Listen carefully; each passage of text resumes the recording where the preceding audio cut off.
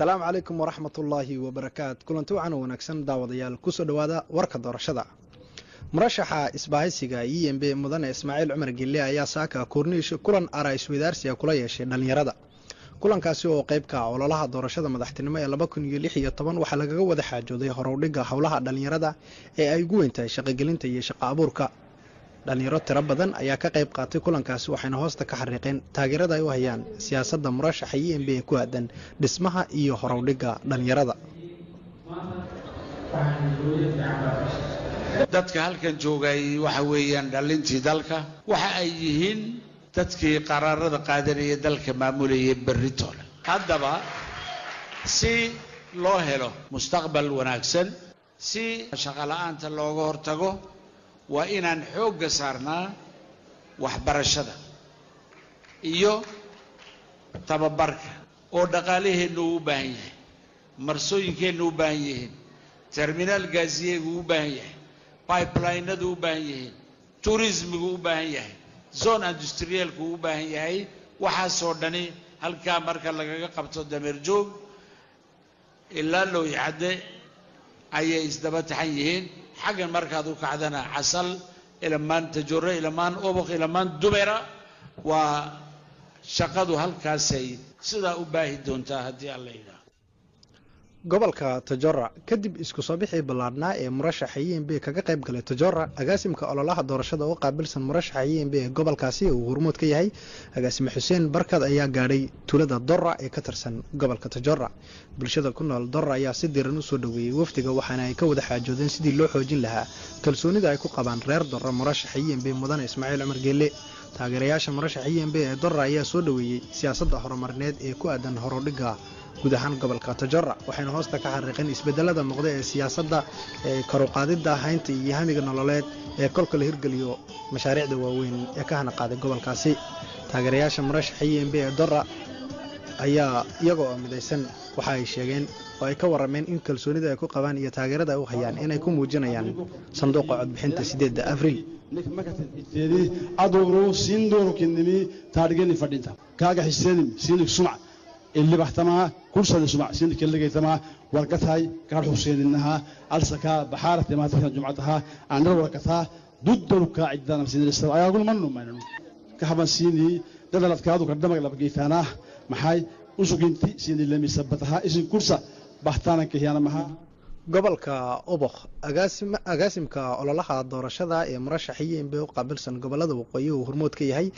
nagiib cabdalla maxamed kaamil oo ay weheliyaan cali xumed xasan qaasim haaruun cali iyo wasiirada ka soo jeeda gobolkaasi ayaa xarun goboleedka Oboq ugu qabtay kulan ururada haweenka Oboq. kulankaasi ayaa waxaa lagu diyaarinayaa isku soo baxa bulsho ee qaybta ka ah ololaha doorashada ee gobolkaasi. haweenka ka qayb galay ayaa waxay sheegeen in ay ku qanceen kalsooni badanna ku dhalisay siyaasadda murashaxa e m b mudane Ismaaciil Cumar Gelle ee ku aadan haweenka. waxay ka xog warameen oo kale doorka murashaxa e m b ee adkeynta nabadda iyo midnimada qaranka iyo weliba aragtida horowdhigga Jabuuti. agaasimaha ololaha doorashada murashaxa e m b u qaabilsan gobolada waxa uu mahadnaq ballaaran u soo jeediyey haweenka ka qayb galay waxaana uu ka dalbay in kalsoonidooda si cad ugu muujiyaan codaynta 8 Abriil. igmanu yanka tekeki kakaalige mayu laakiin intii aad ku marka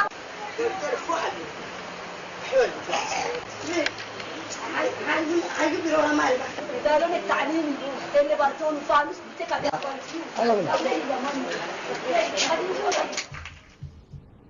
arta agaasimka ololaha doorashada murashaxa e m b u qaabilsan gobolka Arta ayaa socdaal shaqo ku tagay tuulooyinka Karta iyo Leyta. socdaalkaasi ayaa waxa uu qayb ka yahay ololaha doorashada murashaxa e m b mudane Ismaaciil Cumar Gelle. wafdiga agaasimka ololaha doorashada ayaa waxa uu la kulmay bulshada ku nool Karta iyo Leyta oo uu sheegay in taageero buuxda oo sheegay dadkaasi halkaasi lagu booqday in ay taageero buuxda la garab joogan murashaxa e m b mudane Ismaaciil Cumar Gelle. waxay ka warameen niyad samaanta iyo kalsoonida ay ku qabaan hogaaminta murashaxa e m b iyo kaalintiisa horowdhigga nolosha dadweynaha reer Arta.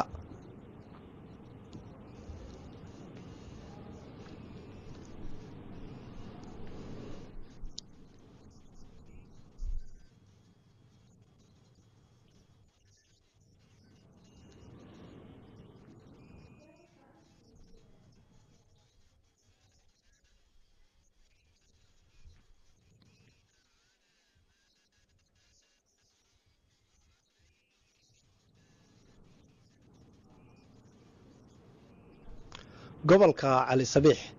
agaasimka ololaha doorashada murashaxa IMB u qaabilsan gobolka cali sabiix oo hormuud ka yahay agaasime xasan idris amire ayaa dadweynaha ku nool xaafadaha kala duwan ee magaalo madaxda gobolkaas u qabtay isku soo bax bulsho oo ballaaran kulamadaasi ayaa waxay qayb ka yihiin ololaha isku diyaarinta isku soo baxa ballaaran ee taageerada loogu muujinayo murashaxa IMB mudane Ismaaciil Cumar Geelle kulamadaasi oo ah kuwa isweydaarsi waxay ka dambeeyeen socdaaladii shaqada waftigu ku tagay degmooyinka kala duwan ee gobolkaasi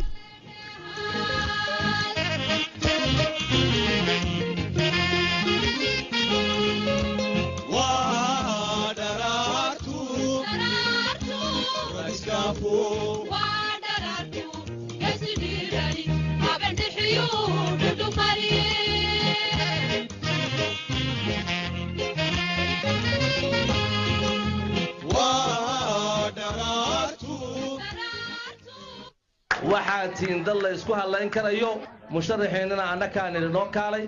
annakaan idinoo joog annaku waxaan meesha u joogno waxa weeyaan inaan u xaqiijinno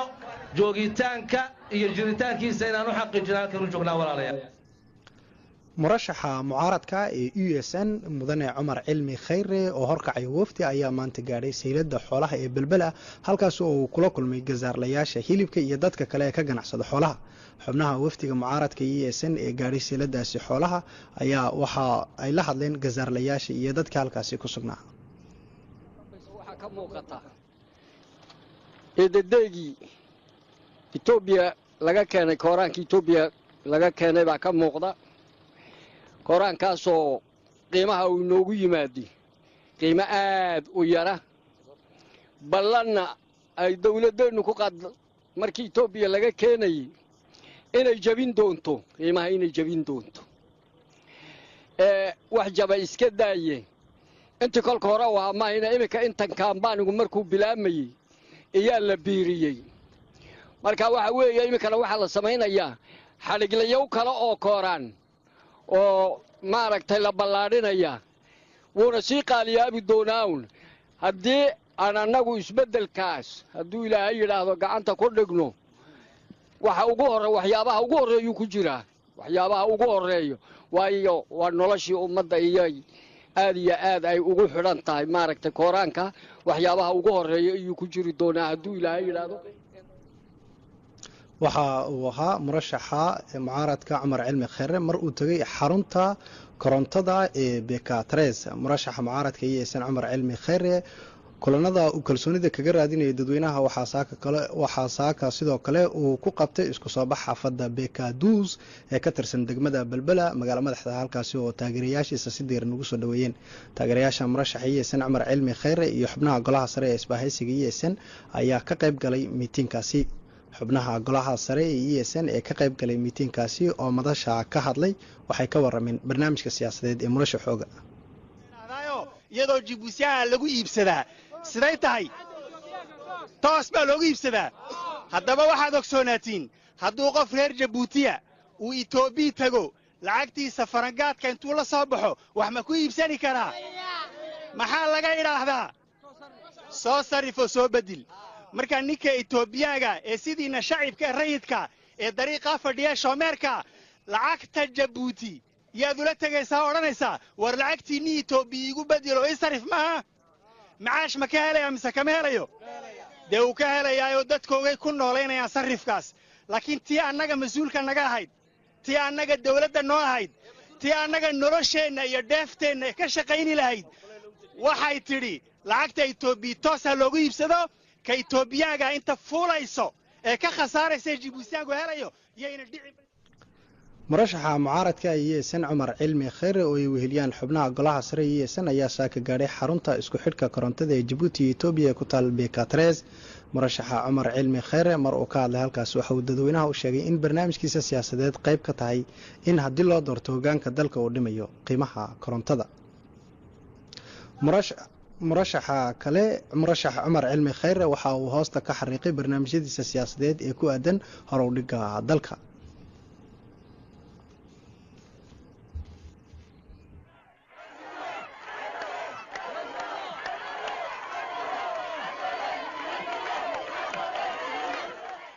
asa kusma electu kaltang na fadeng sintikiki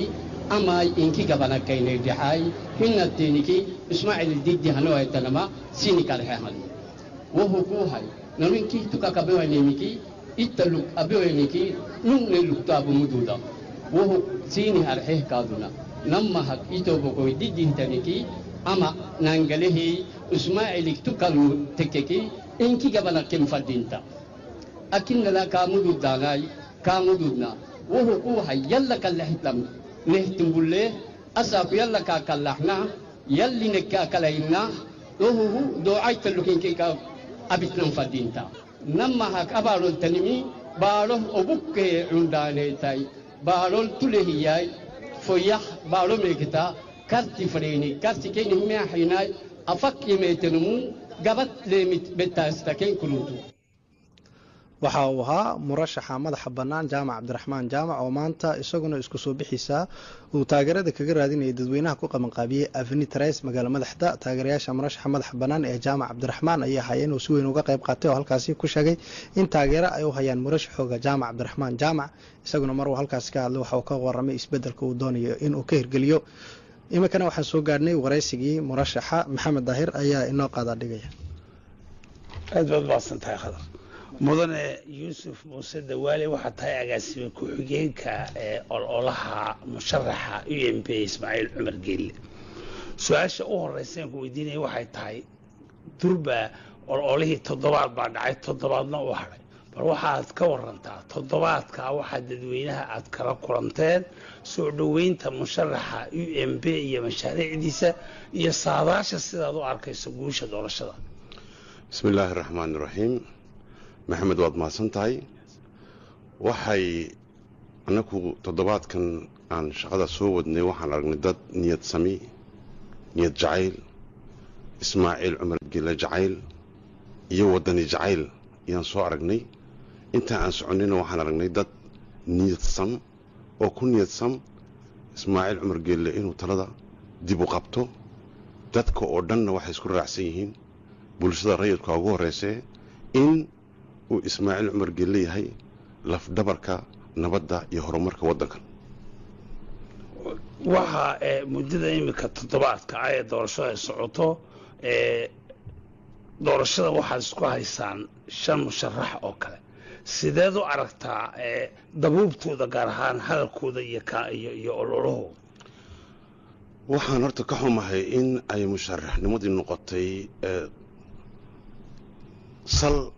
ceeb iyo cay iyo aflagaado taasi aad baan uga xunnahay sharafta waddankana kuma jirto bulshada rayidka amba bulshada weyn ee waddanka doonaysa inay kala doorato 6 musharax way fajacsan tahay sidaan annagu u fajacsannahay in dee lays ceebeeyo lays caayo ma ahina waa inaa brogram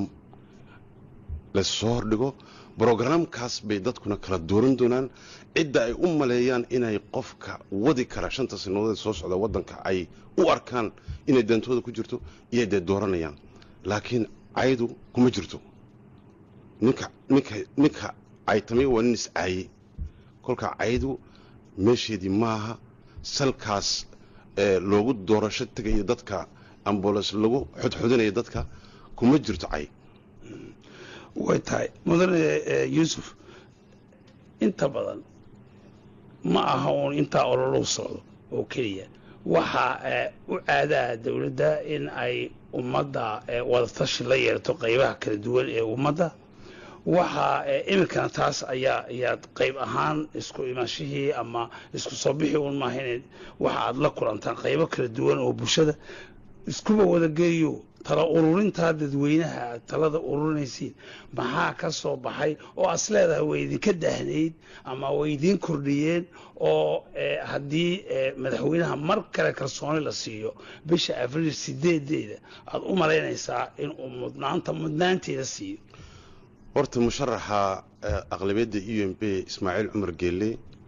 wuxuu muujinayaa inuu dadka shicib weynaha la kulmayo qayb uu la kulmayo maanta ugu dambeysay waxa uu la kulmay dhalinyartii wuxuu u caddeeyey haddii talada ay dhalinyartu gaar ahaan dhalinyartu haddii ay u codeeyaan si buuxda uga codeeyaan ismaaciil cumar geelle inuu nidaamka iyo brograamka ugu talagalay uu yahay 5 sanadood soo socda brograam buuxa oo horumarinta dhalinyarta haddaan taa dhalinyarta u qaatay maanta aan ka hadlay qaybna waxaa loo soo arkay culamadii baa la soo arkay oo waxaad ogeyd culamadu inay tahay iyakuna diinta ay dadka ku hanuuniyaan nabadda kaga shaqeeyaan culamaduna waxay sheegtay in ay ayidsan yihiin ama taageersan yihiin murashaxa Ismaaciil Cumar Geelle saadaasha ka war saadaashu 100% way noo fiican tahay annaguna waxaan rajaynaynaa guul ilaahay yaan ka rajaynaynaa shacab weynaha Jabuutina waan ka rajaynaynaa Ismaaciil Cumar Geelle inuu 5 sanadood soo socda nabad sugid xasilooni caafimaad iyo cimri dharar wadanka ku wado iyo horumar taaba ugu muhiimsan oo dadka lagu dheelitiro nabadda aad iyo aad maasanta gabagabadii baan soo gaarnay kulankeenan kan xiga inta ka horeysa waxaan idinku dhaafaynaa nabadgelyo iyo amaano Allah